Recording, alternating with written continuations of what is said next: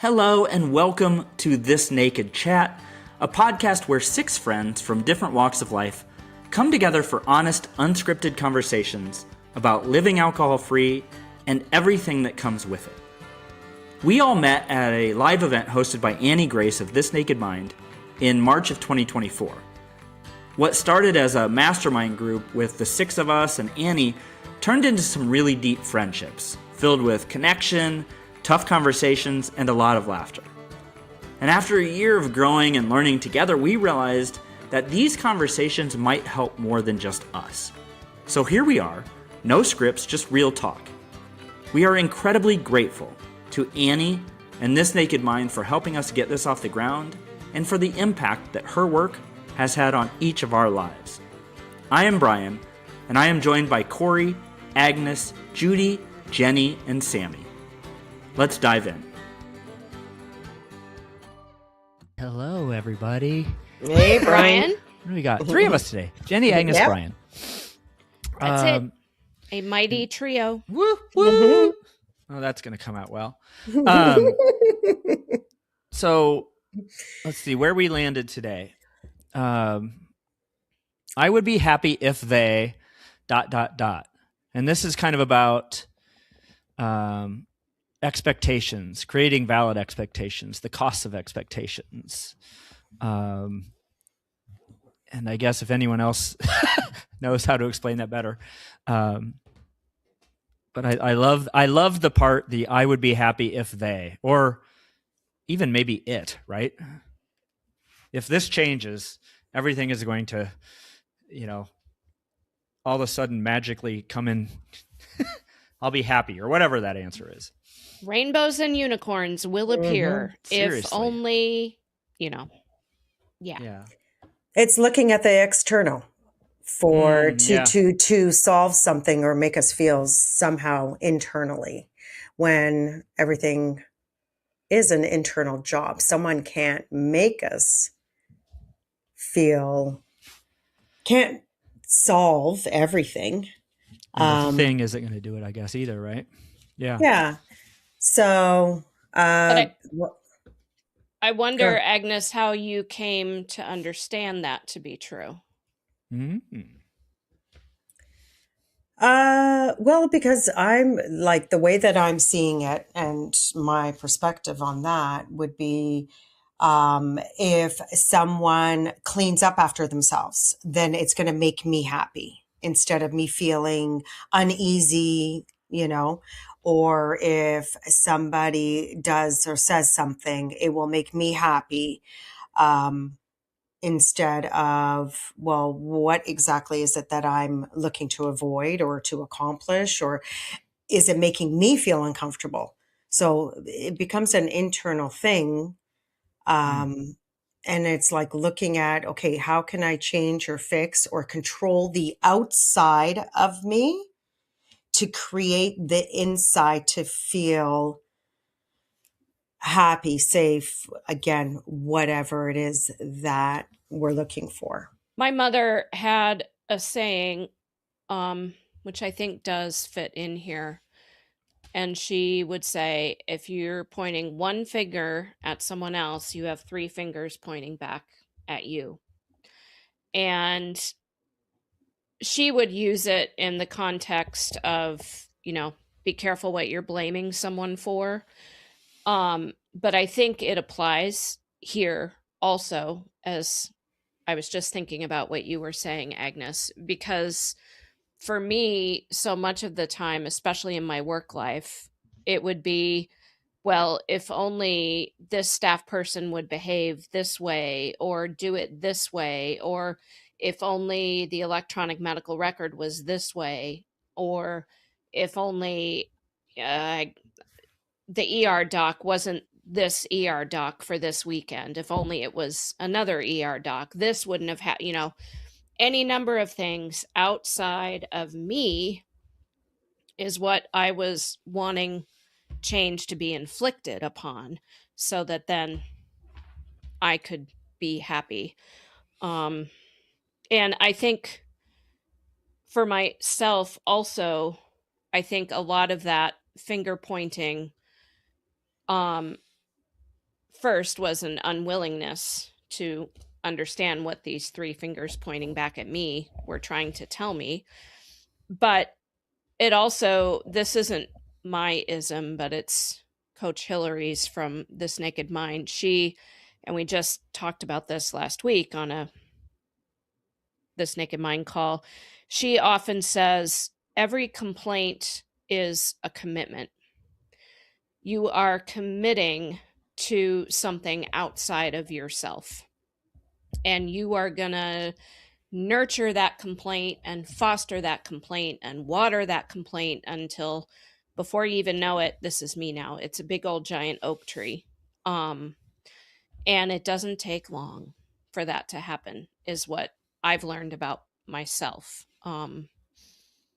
over a couple of decades. And I think it's interesting to circle that back to, I would be happy if only they did X, Y, or Z. Because not being happy is a form of complaining and committing to being unhappy in a way. I don't know. Is that kind of like if you search for it, you know, like you're searching for happiness, but you're typically doing that by the externally type things, right? I think that definitely fits in. You know, it had me thinking, Mark Manson, did you see this week he did a quick, like 15-minute video about how he quit drinking? I have not seen it. Tell me. It's in my I haven't inbox. either. So, and I've seen this a lot lately. I think we've even talked about this, of like, you know, people kind of that have quit drinking or whatever, gone through something, and they were thinking like that was the answer, like and it is for a while, right? But then you seem to get on this chase of, okay, I did that and I got a little bit happier, so I'm going to do this and I'm going to get a little happier. And his point was kind of he's starting to realize that he's become much more introverted and closed off and whatnot, because he's kind of taken all these things away and really kind of gone down a self-help rabbit hole. And it, you know, when I first heard it, I was like, no, it's not the alcohol that made that right. But the more I thought about it, I'm like, I've kind of been on that same sort of thing, right? It's like I quit drinking and I was like, this is good, I'm going to go for more. And then I started eating better. I started exercising more, and all these things are good things, but it's led to a chase, kind of, you know what I mean? Yeah. Of this, like, okay, it's the next thing that's going to finally bring about the, what'd you say, sunshine and rainbows, that. And I'm like, it's not. You're in a chase again. It's a healthier chase, maybe. But you do almost like it close off. And it becomes its own addiction, right? In a way, right? Yeah. For purposes of credit where credit's due, we should acknowledge Mark Manson is a dude who's really smart and wrote a book called The Subtle Art of Not Giving a Fuck. Yeah. For those who aren't really familiar. had me. Yeah. I mean, yeah, because normally I see those and I judge it pretty quickly. But it did have me thinking, you know, I was like, because my first instinct is like, whenever I hear that like giving up alcohol made the social situations tougher, I'm like, that's the work. But then I get it, because I'm like, well, what you're really saying is you're almost striving for this level of perfection that isn't maybe possible, and it's made you closed off. Versus maybe, I don't know, doing some internal digging, which I think is tough too. You know, what came up to me is like that whole thing, the question of what is happiness? Like, what is truly happiness? Because it is different for each individual. So understanding what actually makes us happy internally, like that feeling, because it's a feeling. So what makes us happy, then that sort of, you have to know what that is. Otherwise you're chasing something that you don't even know what you're chasing. Right. So it's like, for instance, This morning, my husband came downstairs before I did. He turned the kettle on because he knew I was going to come down and I was going to want a coffee. That made me happy because I felt like he thought of me. So to me, that was happiness. But if he didn't do that, would I be unhappy? No. So, I think that we go through these feelings throughout the day, back and forth, but what is that? Sometimes I could sit in a room with let's say the whole family's over and it's loud and everyone's talking and you've got these discussions and debates and you know how they could get all heated. And I could sit back and just sit there and it can make me happy just having everyone together. So again, it's that perspective Mm-hmm. that maybe it's a perspective really to create that happiness. Yeah. I mean, that made me think of that. I mean, really going back to that video, that's just been on my mind a lot lately, but kind of to what you're saying is when I think back to like when I was drinking and I was going out to bars and I was with a ton of people and it felt like you were like part of this community and like, and so I thought I was happy there. So sometimes I think that's what in my mind is saying, that's what you want again. You want to be around people laughing and blah, blah, blah. But it can be different maybe. And like now I'd rather have maybe deeper conversations. Those make me happier than like, joking around about, I don't know, whatever. Immature men. You're on mute. I didn't hear that, but. Well, now it's like timing. I was going to say when you were struggling to find something, I was going to say, how about them Huskers? That was going to be my example. Yeah, it was going to be like, some of the inappropriate stuff that we used to talk about when we were drinking, that sort of thing. I was like, did that really like, I don't know. So I think to your point, Agnes, I think that definition even changes over time. You're like, and so, I'll often go back to things like, oh man, I really enjoyed my, I was happy when I was doing this, but it's changed. And now that if I did that again, I'd be like, that's not the same, so like as we mature, that definition maybe changes a little bit. Well, and where I am more introverted now, I think, but I like it, which is, it was not, I think a lot of the time, especially for me, a lot of the drinking that I did was because I didn't want to be alone, sitting with thoughts. And now I think it's cool. I get it. I still want to be around people, but man, don't mind being alone. This episode is sponsored by The Path by This Naked Mind. It's a year-long program that combines expert guidance, daily support, and a connected community to help you take back control of your drinking so that you can wake up without regret, trust yourself again, and live a life that doesn't revolve around alcohol. Unlike the programs that focus on your behavior alone, The Path helps you eliminate the desire to drink using science-backed content, world-class coaching, and a compassionate community that really, truly gets it. So you can feel confident and in control of your relationship with alcohol without shame, without rules, and without missing out on the things that matter most. And in 2025, support is more accessible than ever before with live online coaching calls every hour on the hour from 6 a.m. to 8 p.m. Eastern, Monday through Saturday. No matter where you are in the world or what your day looks like, support is always there, right in your back pocket. Learn more and start your path to freedom at nakedmindpath.com. Yeah, I think it changes daily. Like, yeah, I just that's think probably that there true. isn't, like, it isn't, because you know what? You're having if I'm having a rough day and stuff, just having some alone, quiet time will make me happy. Whereas other times, I need those people around me, that energy. So it goes back to, what is needed? What is that self-care that is needed for me within that day, which will bring me that happiness? So I see happiness for me is this sense of peace and this sense of being connected and aligned with myself. that, because then I know that no matter what is going on the outside, I'm going to be okay. So like giving that to myself. So, but peace has a big thing to do with it. That inner nervous system. Calm, peace. Yeah. Calm. Yeah. That makes me happy.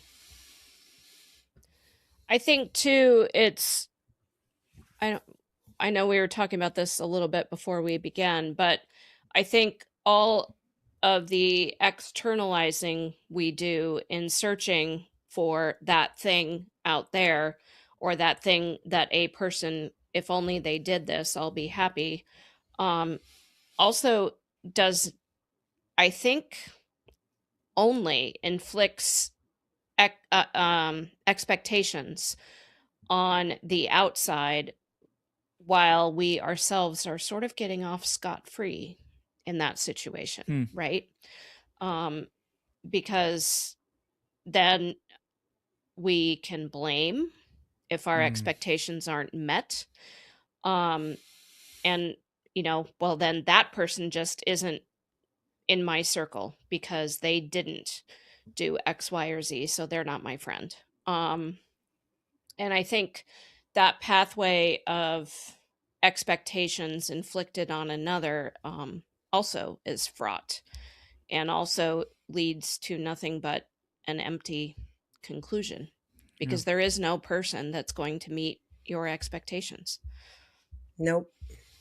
You think too, on that kind of path, that like it's what keeps us stuck, like that. Absolutely. So I was thinking about this when you said that, of especially the past couple of years where I've been kind of almost searching for this, like, okay, if I find this exact thing that I do, like this sort of coaching or going back to school and doing this, then everything will again come in order. But and to your point, it's like that's still looking externally for something. It might, and there are pieces. I think, I don't know, that like Laurie Santos talked about that in that Science of Happiness, about there are external pieces like doing things for others, of course, that will do that, but like as a whole, you're still in some chase for something external to I don't know, that expectation that once I get this, then it'll all work out, it'll keep you stuck. Well, and I think what really perpetuates that stuckness for me, or did, was I got the thing. And then somehow I was still empty, but I have the thing now. Well, okay, so maybe I was wrong. Maybe it's this thing. So I'll chase after, I got that thing. That's it. Nope, still empty. Right? And exactly. Then you're on this rat wheel. What's this called? Yep. In the rat. Yeah. I know. Well, and don't you think that's like, I always relate that to like midlife crisis. Yeah. Like after you chased everything you were told to chase, and you get most of them, right? Yeah. And realize, damn it. That's interesting. I like that. It typifies, what we've always thought of as the midlife crisis. But I will say, boy, can it start a lot sooner than that, and boy, can it last a lot longer than that. Right, for sure. Yep. Yeah. Yeah, it's just that it seems like it's that stereotypical almost of the cause of it. It's like, man, I've been doing this my whole life, only to realize that was someone else's path.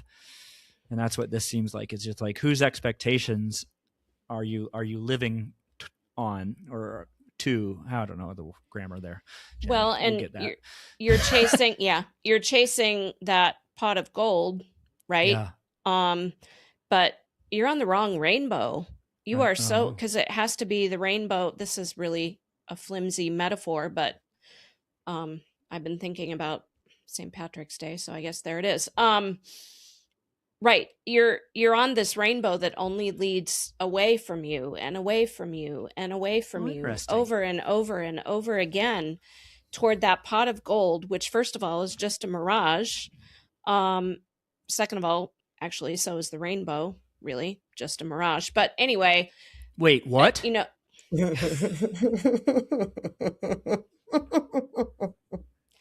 I'm so get it. sorry, Brian. Do you need a box of God. tissue? It's sad. But right, I mean, the rainbow has to come back into you. It Yeah. can't be out there somewhere. And the investment in that chase, all the investment of emotion and practical stuff and all of it is great, because you're probably learning a few things along the way. But ultimately, it's a shallow investment unless it's back on you. And that's really hard to see when it's your own shit. And so easy to spot in other people, I think. Right, yeah. And I find that interesting. And then I'm like, oh my God, what am I not seeing about me again? Isn't that interesting? Yeah. Well, it's also, how much does society play into this, For sure, and 100%. culture and, Family. all of it, your upbringing, Yeah. And there's all these, again, expectations that at this age or at this stage of your life or whatever it is, Comparison. this is what you should be doing. So I think that we just get caught in the busyness of life. So, and that's where it's like, okay, well, I don't have time to sit there and try to figure out what's making me happy. I just know what I need to do. Yeah. And like you said, it's like chasing that. It's like, okay, well, everyone else is doing it and they look happy because everyone looks happy, right? Yeah. So they look like they're having fun. They look like they're happy and they have this and whatever it is that they have. So I must do it too. And then you get it. And like you said, it's like, oh my God, but no, it's not making me happy.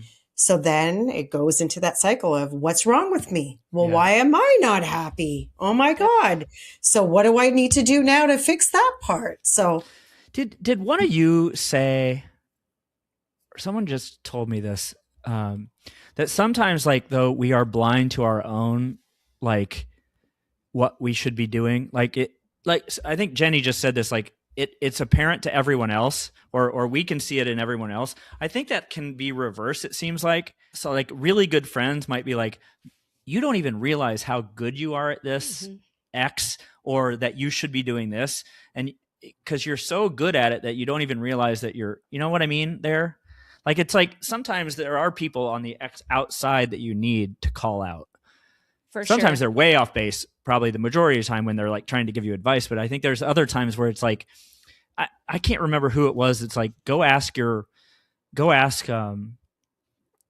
closest friends why they're your friends, and don't let them off easy. Make them actually answer it, and you'll get to some really good stuff, and make them really uncomfortable too. So it's kind of a win-win, double benefit. But I thought that was really interesting to your guys' points of.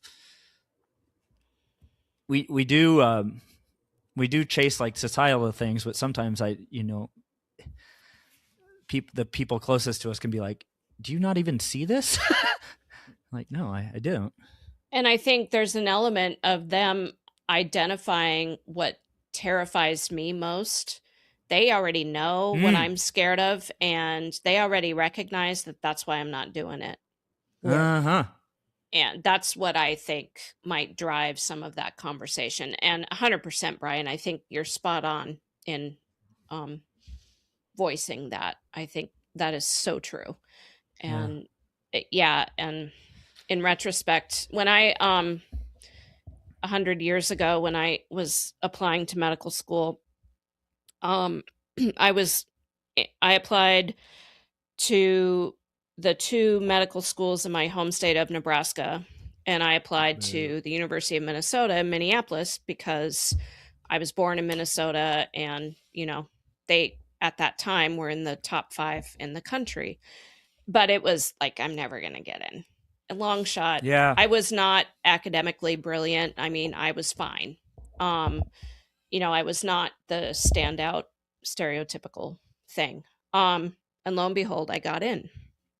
Yeah. But then out of state tuition, all the noise. So I'm like, yeah, I'll just go to University of Nebraska in Omaha. It'll be fine. And it was probably going to be fine. And then University of Minnesota offered a tuition deal. And I still said, nah, I'm going to go University of Nebraska. And at that point, my older brother, who almost never spoke to me one-on-one because we were, almost 14 years apart in age, and we just didn't know each other that well. But he called me and he basically said, what the fuck are you doing? Mm-hmm. You need to move to Minneapolis. This is a golden opportunity for you to get the hell out into the world, see something different. It's one of the top schools in the country, and you're going to say no when they want you. And then he just stopped and he said, you're just scared. Yeah. That's the only reason you're not going. And he was the first person, and actually the only person, who said that to me. And I was like, fuck, dude, you're right. I'm terrified. Yeah. And he said, yeah, so do it anyway. And he was That's not a really wrong. good point. Best decision I ever made. Yeah. I never thought about it from that. You're right. I need to talk to my friends more about this stuff. Well, I'm like, because right in my head right now, I'm thinking, gosh, what are they thinking? Like, they're like, Bryant's been searching for this for a while. Why doesn't he just do this? Dumbass. They're probably not thinking about it, but if you ask them, they are. Interesting. Anything else? That was fun. No, I think that was good. All That was right. great. We solved everything. There Yes, we go. did. Good work. We Solved the usually world. do. We usually Bye. do. See y'all next week. Okay. Bye. Hey, that's it for today's episode. Thank you so much for listening. If something we said resonated, made you laugh, or made you think, we'd love it if you share it with someone who might need it too. And if you're curious about going alcohol-free or just ready to feel more connected to yourself, check out This Naked Mind. Annie's work brought us all together, and we're so grateful for the impact it's had. On that note, a big thank you to Annie Grace and This Naked Mind for making this podcast possible. We'll see you next time on This Naked Chat.